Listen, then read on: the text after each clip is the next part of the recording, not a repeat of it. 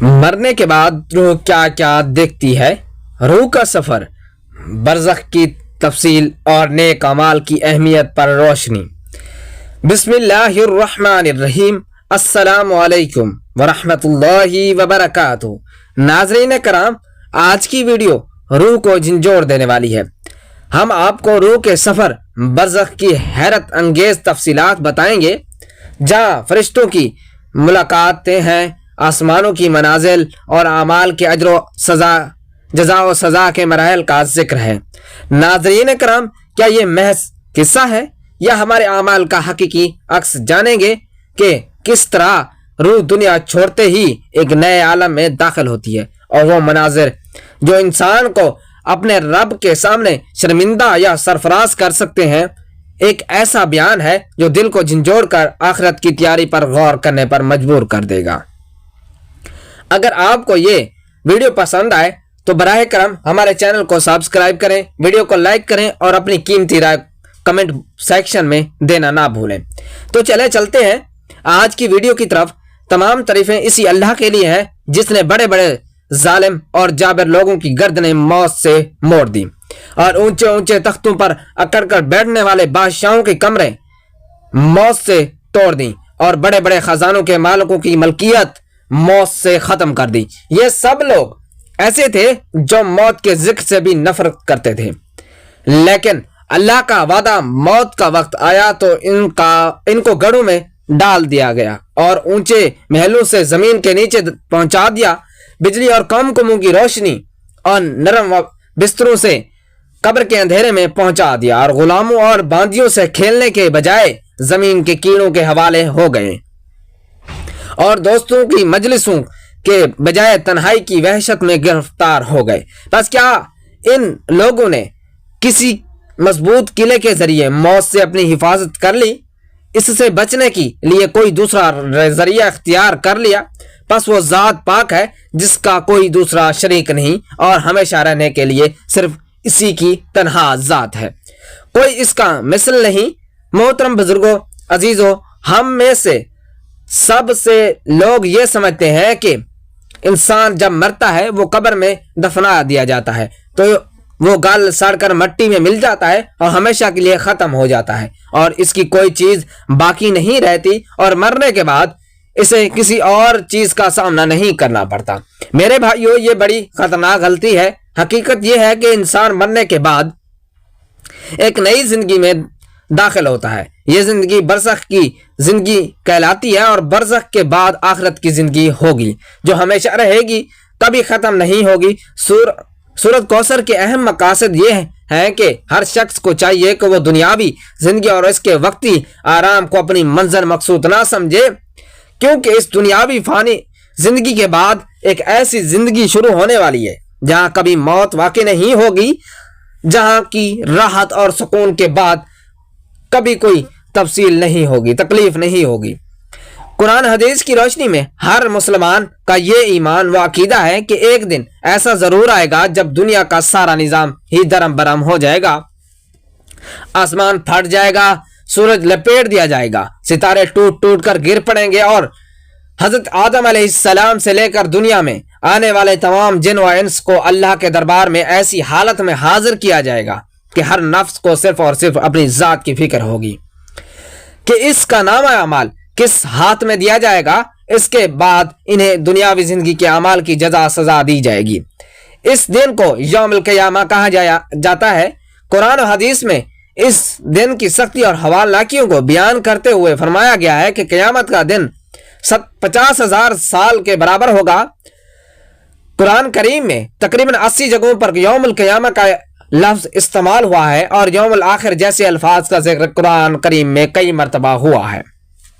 ناظرین کرام، حضرت ابو الحسن طابوسی رحمۃ اللہ علیہ فرماتے ہیں کہ اہل سنت والجماعت کا صحیح اور معتبر عقیدہ یہ ہے کہ جب کسی انسان کی روح اس کے جسم سے جدا ہو جاتی ہے تو فرشتے اس روح کو آسمان کی جانب سے لے کر روانہ ہو جاتے ہیں، وہ اسے مختلف آسمانی مراحل سے گزارتے ہیں اور اللہ تعالیٰ کے بارگاہ میں اقدس میں پہنچاتے ہیں۔ روح کو اللہ سبحانہ و تعالیٰ کے حضور پیش کیا جاتا ہے، اور اس مقام پر اللہ تعالیٰ اس روح سے مختلف سوالات کرتے ہیں تاکہ اس کی نیکی اور اعمال کا جائزہ لیا جا سکے۔ اگر یہ روح نیک اور صالح اعمال کی حامل ہوتی ہے اور وہ روح اللہ کے نیک بندوں میں سے ہوتی ہے تو اسے روح سعید کہا جاتا ہے، یعنی خوش نصیب اور کامیاب روح۔ اللہ تعالیٰ اس روح پر اپنی رحمت و کرم کا مظاہرہ فرماتے ہیں اور فرشتوں کو حکم دیتے ہیں کہ وہ اسے جنت میں لے جائیں تاکہ اسے اس کے مقام کا مرتبہ دکھایا جا سکے۔ چنانچہ فرشتے سعید روح کو لے کر جنت کی جانب روانہ ہو جاتے ہیں اور اسے جنت کے مختلف مقامات دکھاتے ہیں۔ یہ روح جنت کی نعمتوں اور خوبصورتیوں اور سکون کو دیکھ کر خوشی اور راحت محسوس کرتے ہیں۔ یہ روح جنت کی ان خوشبوؤں، مناظر، نعمتوں کو دیکھ کر اللہ کا شکر ادا کرتی ہیں۔ فرشتے جنت میں اس کے لیے مخصوص مقام کی نشاندہی کرتے ہیں اور اسے بتاتے ہیں کہ یہ جگہ اس کے لیے دنیا میں کیے گئے نیک اعمال کے صلے میں تیار کی گئی ہے۔ یہ مبارک روح جنت کی نعمتوں کا مشاہدہ کرنے کے بعد اپنے اس وقت کے لیے منتظر رہتی ہے جب قیامت کے دن اسے ہمیشہ کے لیے نعمتوں سے نواز دیا جائے گا۔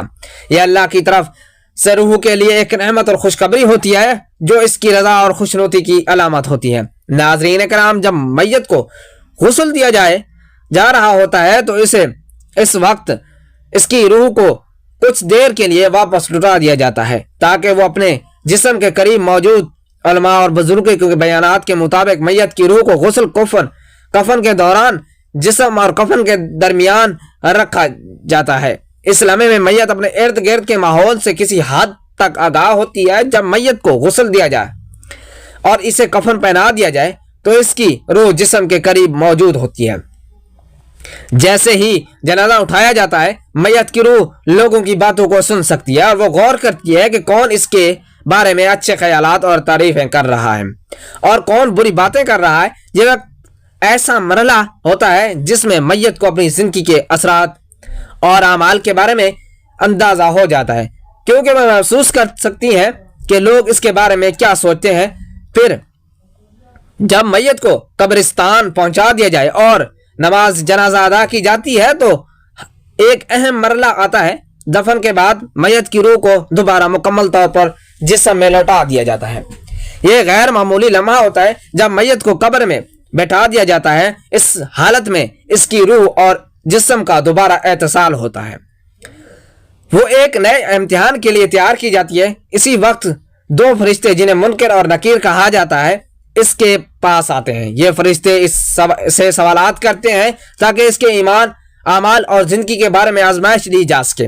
ناظرین کرام، عمر بن دینار سے مروی ہے، ایک روایت کے مطابق جب کسی شخص کی وفات ہوتی ہے تو اس کی روح ایک فرشتے کے سپرد کر دی جاتی ہے۔ یہ روح تمام تر مراحل کو دیکھتی ہے، جیسے غسل دیا جانا، کفن پہنایا جانا، جنازہ اٹھایا جانا اور قبر میں دفن کیا جانا۔ ان تمام مراحل کے دوران روح موجود ہوتی ہے اور ان کا مشاہدہ کرتی ہے۔ اس روایت کے آخر میں حافظ ابو نعیم اور داؤد کی روایت کے مطابق یہ بات بھی بیان کی گئی ہے کہ جب میت کو چارپائی پر رکھا جاتا ہے تو لوگ اس کی جنازے کے ساتھ چل رہے ہوتے ہیں تو میت کی روح کو یہ بتایا جاتا ہے کہ وہ سن سکتی ہے کہ لوگ اس کے بارے میں کیا کہہ رہے ہیں۔ یہ وہ حیرت انگیز لمحہ ہوتا ہے جہاں روح کو دنیاوی زندگی میں اپنے اعمال کا جائزہ لینے کا موقع ملتا ہے۔ امام ابو حامد غزالی رحمہ اللہ نے اپنی مشہور کتاب کشف العلوم الآخرہ میں اس موضوع پر مزید وضاحت کی ہے اور فرماتے ہیں کہ جب کسی نیک انسان کی روح قبض کی جاتی ہے تو دو فرشتے آتے ہیں جو نہایت خوبصورت اور دلکش چہروں کے مالک ہوتے ہیں۔ یہ فرشتے انتہائی شاندار لباس پہنے ہوئے ہوتے ہیں اور ان کے جسموں سے ایسی خوشبوئیں اٹھ رہی ہوتی ہیں جو ان دنیاوی خوشبوؤں سے کہیں زیادہ دلکش اور مشہور کون ہوتی ہیں۔ یہ فرشتے اس روح کو اس فرشتے سے وصول کرتے ہیں جس نے اسے روح قبض کیا ہوتا ہے۔ پھر یہ فرشتے جنت سے لایا ہوا ایک خوبصورت اور ریشمی کپڑا نکالتے ہیں اور اس میں اس روح کو لپیٹ لیتے ہیں۔ امام غزالی مزید بیان کرتے ہیں کہ روح کی جسامت شہد کی مکھی کے برابر ہوتی ہے، لیکن اس چھوٹی سی جسامت میں پورا انسانی تشخص موجود ہوتا ہے۔ اس روح میں نہ صرف شعور اور عقل ہوتی ہے بلکہ دنیا میں حاصل کی گئی تمام طرز معلومات، علوم، فنون کا خزانہ بھی موجود ہو رہتا ہے۔ چنانچہ جب انسان کی روح قبض کر لی جاتی ہے تو فرشتے اس کو لے کر فضا کی طرف بلند ہونے لگتے ہیں، اور راستے میں جہاں جہاں سے یہ روح گزرتی ہے وہاں اسے دیکھنے کے لیے پچھلی امتوں کے افراد اور وہاں تمام انسان جن کا انتقال پہلے ہو چکا ہے اپنی اپنی جگہوں سے اس کی طرف متوجہ ہوتے ہیں۔ ان کی روحیں ایک منتشر لشکر کی مانند ہر جانب پھیلی ہوتی ہیں، جیسے ٹڈی دل کا ہجوم جو فضا میں بکھرا ہوا ہو۔ یہ تمام ارواحیں اس روح کو دیکھتی ہیں اور اس کے بارے میں جاننے کی خواہش رکھتی ہیں۔ اس کے بعد فرشتے اس روح کو لے کر آسمانی دنیا کی جانب روانہ ہوتے ہیں۔ جب وہ آسمانی دنیا تک پہنچتے ہیں تو وہاں کے دروازے پر آمین فرشتہ دستک دیتا ہے۔ اندر سے ایک فرشتہ سوال کرتا ہے، کون ہے؟ جواب میں آمین فرشتہ کہتا ہے، میں رسالہ سائل ہوں اور میرے ساتھ یہ روح ہے۔ وہ اس انسان کا نام نہاد عزت اور احترام کے ساتھ لیتا ہے جو اللہ کے ہاں پسندیدہ ہوتا ہے۔ اندر سے فرشتہ جواب دیتا ہے، یہ تو بہت ہی نیک انسان تھا اور اس کا عقیدہ غیر متزلزل اور مضبوط تھا۔ پھر فرشتہ اس روح کو لے کر دوسرے آسمان کی جانب بڑھتا ہے۔ جب وہ دوسرے آسمان کے دروازے پر پہنچتا ہے امین فرشتہ دوبارہ دستک دیتا ہے۔ اندر سے ایک آواز آتی ہے، کون ہے؟ امین فرشتہ پہلی مرتبہ کی طرح جواب دیتا ہے کہ میں صلاح سائل ہوں اور میرے ساتھ فلاں انسان کی روح ہے۔ اس پر دوسرے آسمان کے فرشتے بہت خوش ہوتے ہیں اور کہتے ہیں، وہاں یہ تو بہت خوش قسمت انسان ہے، خوش آمدید کہتے ہیں۔ اور فرشتے مزید کہتے ہیں، یہ شخص اپنے تمام فرائض کو عمدگی سے ادا کرتا تھا اور اپنی نمازوں کی حفاظت کرنے والوں میں سے تھا۔ جب روح تیسرے آسمان پر پہنچتی ہے تو پھر اسی طرح دروازے کھٹکھٹایا جاتا ہے۔ دروازے کھولنے پر فرشتہ پھر سے سوال کرتا ہے کہ آپ کون ہیں؟ اور جواب میں پھر وہی آواز آتی ہے، آمین ہوں۔ اس پر اندر سے ایک آواز آتی ہے جس میں کہا جاتا ہے، فلاں شخص کو خوش آمدید کہا جاتا ہے کیونکہ اس شخص نے اپنے مال میں اللہ کے حقوق کو پورا کرنے میں کوئی کمی نہیں کرتا تھا۔ اس میں نہ تو کنجوسی تھی اور نہ ہی کسی قسم کا فراڈ یا ہیلا کاری۔ اس کا مطلب یہ ہے کہ وہ شخص اپنی دولت میں اللہ کی رضا کے لیے ہر ممکن قدم اٹھاتا تھا اور اس کے اندر کوئی بھی عیب یا کسی قسم کی چال بازی نہیں تھی۔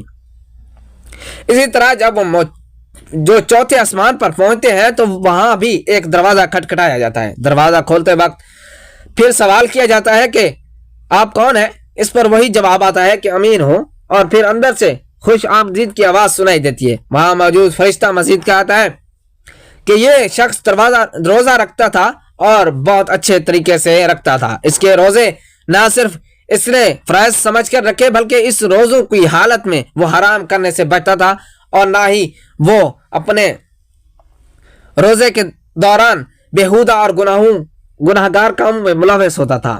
اس سے مراد یہ ہے کہ وہ شخص روزوں کو حقیقی روح کے ساتھ رکھتا تھا، یعنی روزے کی حالت میں اپنے اعمال کو گناہوں سے محفوظ رکھتا تھا، اور اس کے روزے کبھی بھی بےہودہ یا بے دلی سے نہیں ہوتے تھے۔ اس کے بعد جب انسان کی روح پانچویں آسمان پر پہنچتی ہے تو وہاں پر ایک دروازہ کھٹکھٹایا جاتا ہے اور وہاں وہی سوال و جواب کا سلسلہ شروع ہوتا ہے جو پچھلے آسمانوں پر تھا۔ فرشتے اسے خوش آمدید کہتے ہیں اور اس کی روح کو مبارکباد دیتے ہوئے کہتے ہیں، یعنی خوش آمدید، تمہارے لیے خوشی کا وقت آیا ہے کیونکہ تم نے اللہ کی طرف سے فرض حج کو خالص نیت کے ساتھ کسی قسم کی شہرت یا ناموز کی خواہش کے بغیر صرف اللہ کی رضا کے لیے ادا کیا تھا۔ اسی طرح پھر چھٹے آسمان پر پہنچنے کے بعد روح کے ساتھ وہی سوالات ہوتے ہیں اور پھر فرشتے اپنی زبان سے کہتے ہیں، پاکیزہ روح اور صالح مرد کو خوش آمدید، کیونکہ یہ شخص اپنے والدین کا بہت فرما بردار اور اچھا بیٹا، اس کی زندگی میں والدین کے حقوق کا بہت احترام کرتا تھا اور اس کی بدولت اس کے لیے دروازہ کھولا جاتا ہے جس سے روح کو راحت اور سکون ملتا ہے۔ یہ شخص تو سچ مچ میں ایک بہت اچھا آدمی تھا جو اپنے وقت کا زیادہ تر حصہ سفر کرنے میں گزارتا تھا۔ وہ پوشیدہ طور پر صدقہ دیتا تھا، یتیموں کی کفالت کرتا اور مسکینوں کی مدد میں پیش رہتا تھا۔ اس کے بارے میں اس کے لیے دروازہ کھول دیے جاتے ہیں اور روح کو وہاں عظمت و جلال کے عظیم پردوں اور شامیانوں تک پہنچا دیا جاتا ہے، جہاں پھر ایک امتحان کی صورت میں یہ سوال پوچھا جاتا ہے کہ تم کون ہو؟ جب روح اس مقام تک پہنچتی ہے جہاں اس کا حقیقی مرتبہ اور اس کی پاکیزگی ظاہر ہو چکی ہوتی ہے۔ فرشتے جو روح کو امانت کے طور پر لے کر آیا ہوتا ہے اس کا جواب دیتا ہے کہ یہ فلاں شخص ہے، اور جسے فرشتے کا جواب مکمل ہوتا ہے وہ فرشتہ کہتا ہے یعنی خوش آمدید نیک بندے اور پاکیزہ روح، یہ وہ شخص تھا جو اپنی زندگی میں کثرت سے استغفار کرتا تھا، ہمیشہ لوگوں کو اچھی باتوں کی طرف بلاتا تھا، نیک کاموں کو تبلیغ کرتا تھا اور مسکینوں کی عزت اور احترام کرتا تھا۔ اس کے زندگی اس بات کی عکاسی تھی کہ وہ ہمیشہ دوسروں کی مدد کرنے اور اچھے کاموں کو فروغ دینے کی کوشش کرتا رہتا تھا۔ اس کے بعد جب روح کو لے کر فرشتے ملائکہ کی جماعت کے درمیان سے گزرتے ہیں تو ہر طرف سے ملائکہ اس روح کو خوش آمدید کہتے ہیں اور اسے خیریت کی بشارت دیتے ہیں۔ وہ اس سے مصافحہ کرتے ہیں اور اس کے ساتھ ہمدردی اور محبت کا اظہار کرتے ہیں، یہاں تک کہ جب روح سدرۃ المنتہا تک پہنچتی ہے ملائکہ کی جماعت اس کا استقبال کرتی ہے اور وہ ہر دروازے کے قریب سے گزرتے ہوئے خوشی کا اظہار کرتی ہے۔ جب فرشتہ اس روح کو لے کر دروازے تک پہنچتا ہے تو وہاں سے اندر سے آواز آتی ہے، تم کون ہو؟ اس پر فرشتہ جواب دیتا ہے کہ میں فلاں ہوں اور میرے ساتھ فلاں کی روح ہے۔ اندر سے پھر سے آواز آتی ہے، تمہارا استقبال خوشی سے کیا جاتا ہے کیونکہ تمہارا عمل دنیا کے لیے نہیں تھا، تمہاری ہر حرکت اللہ کی رضا اور خوشنودی کے لیے تھی۔ اس کے بعد دروازہ کھول دیا جاتا ہے اور فرشتہ روح کو اندر لے جاتا ہے۔ اس کے بعد فرشتہ اس روح کے ساتھ مختلف سمندروں سے گزرتا ہے۔ سب سے پہلے وہ آگ کا سمندر آتا ہے جس سے فرشتہ اور روح بغیر کسی نقصان کے عبور کر جاتے ہیں۔ اس کے بعد نور کا سمندر آتا ہے جس کی روشنی ہر طرف پھیلی ہوئی ہوتی ہے اور روح اس سمندر کو بھی سکون سے عبور کرتی ہے۔ اس کے بعد بحیرہ ظلمت آتا ہے جو تاریکی میں ڈوبا ہوا ہوتا ہے، لیکن یہ سمندر بھی روح اور فرشتے کے لیے کچھ بھی نہیں ہوتا۔ پھر پانی کا سمندر آتا ہے، اس میں روح اور فرشتہ بالکل آسانی سے گزرتے ہیں۔ اس کے بعد برف کا سمندر آتا ہے جہاں سردی کا شدید اثر ہوتا ہے، لیکن روح اس سے بھی بخوبی گزر جاتی ہے۔ اس کے بعد اولو کا سمندر آتا ہے جو ٹھنڈک و برف سے بھرپور ہوتا ہے، لیکن یہ سمندر بھی روح کے لیے محض ایک آزمائش بن کر رہ جاتا ہے۔ ہر ایک سمندر کے درمیان فاصلہ 1000 سال کی مسافت پر مشتمل ہوتا ہے اور ان سمندروں کو عبور کرنے کا عمل اتنا طویل اور مشکل ہوتا ہے، سمندر کے درمیان ایک گہرا فاصلہ محسوس ہوتا ہے، لیکن روح اور فرشتہ اپنی منزل کی طرف بڑھتے رہتے ہیں اور ہر ایک سمندر کو عبور کرتے ہیں۔ پھر اللہ تعالیٰ کے عظمت و جلال کی تجلیات میں جو حجابات پردے ڈالے گئے ہیں ان میں سر پردے میں اتنی روشنی ہے کہ ان میں سورج کی شدت اور روشنی بھی مات پڑ جائے۔ وہ پردے ہیں جو عرش الہی کے ارد گرد موجود ہیں اور ان میں سوراخ کیے گئے ہیں جن سے ہر خیمے کے اندر دنیا کی تمام رازیں اور حقیقتیں ظہور پاتی ہیں۔ یہ خیمے اتنے بڑے ہیں کہ ان میں سے ہر خیمے کے اندر مزید 80,000 جھروکے اور روزن رکھے گئے ہیں جن سے اللہ کی عظمت و جلال کی شان ظاہر ہو رہی ہے۔ ہر ایک جھروکے اور روزن میں اتنے بڑے چاند رکھے گئے ہیں کہ اگر ان چاندوں میں سے کوئی بھی چاند دنیا کے آسمان پر ظاہر ہو جائے تو اس کی روشنی سے پورا آسمان جگمگا اٹھے گا اور لوگ اس چاند کی پوجا کرنے لگیں گے۔ یہ چاند اتنے بڑے اور تابع ہیں کہ ان کے روشنی کے سامنے دنیا کا سارا ماحول روشن ہو جائے گا اور لوگ ان کی نورانی روشنی میں محو ہو کر اپنی عبادت کی صف بدل دیں گے۔ خواتین و حضرات، یہ چاند اللہ کی تسبیح، تمجید اور تقدیس بیان کرتے ہیں۔ ہر چاند کی تسبیح میں اللہ کی عظمت کا ذکر ہوتا ہے اور ہر چاند کے اندر اللہ کی وحدانیت کی گواہی ہوتی ہے۔ جیسے آج چاند اپنی جگہ پر اللہ کی عبادت محو ہے، اور جب ان چاندوں کے نور کی کیفیت اور ان کے جلال و عظمت کا بیان کیا جائے کہ انسان کی عقل اس کا احاطہ نہیں کر سکتی۔ یہ سب اللہ کی قدرت اور اس کی شان کبریائی کا مظہر ہے۔ یہ چاند اپنے نور کے ساتھ اللہ کی بارگاہ میں تسبیح کرتے ہیں جہاں ہر انسان، ہر مخلوق کو اپنی حقیقت اور منزل کی حقیقت ملتی ہے، اور پھر ان عظمتوں اور جلال کے پردوں کے پیچھے سے دوبارہ دربار قدسیہ کی آواز آتی ہے جس میں یہ کہا جاتا ہے کہ یہ کون روح ہے جو تم لے کر آئے ہو؟ اس پر وہ جواب دیا جاتا ہے کہ یہ فلاں شخص ہے، فلاں کا بیٹا ہے، پھر رب جلیل بزرگ کو فرماتے ہیں کہ اس کو اپنے قریب لاؤ اور اس کے لیے اپنے خاص اور رضا و کرم کے دروازے کھول دو۔ جب وہ روح اللہ کی بارگاہ میں حاضر ہو گئی اور فرشتے اس روح کو اللہ کے سامنے لے آئیں گے تو اللہ تعالیٰ اپنی بے انتہا رحمت و کرم سے اس روح کو دیکھ کر اسے عذاب اور ملامت کے بجائے اپنے کرم سے نواز دے گا۔ بندہ اس وقت شدید پریشانی میں مبتلا ہو جائے گا، اسے یہ محسوس ہوگا کہ شاید وہ ہلاک ہو چکا ہے، لیکن پھر اللہ تعالیٰ کی مہربانی اور رحمت سے اس پر عفو کرم کی بارش ہوگی اور اللہ اپنے فضل سے اس کے تمام گناہوں کو معاف فرما دے گا۔ اللہ تعالیٰ سے دعا ہے کہ اللہ تعالیٰ ہمیں نیک عمل کرنے کی توفیق عطا فرمائے۔